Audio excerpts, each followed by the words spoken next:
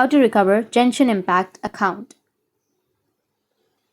So if you want to recover your Genshin Impact account, then what you need to do is you just need to simply go with the support.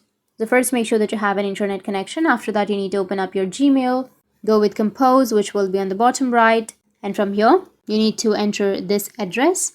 And after entering this address, you can go with the subject, compose email. Under subject, you can go with recover, and under compose email, first you need to enter your UID of your account. So enter your UID. And the second thing is your username linked to your account.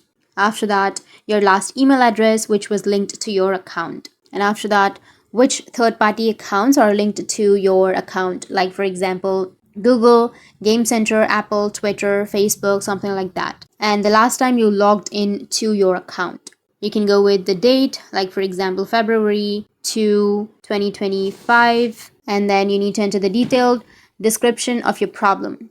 After that, you can send, and after sending, you will be able to recover your Genshin Impact account. So that's it, and if you have any questions, feel free to comment below. Thanks for watching.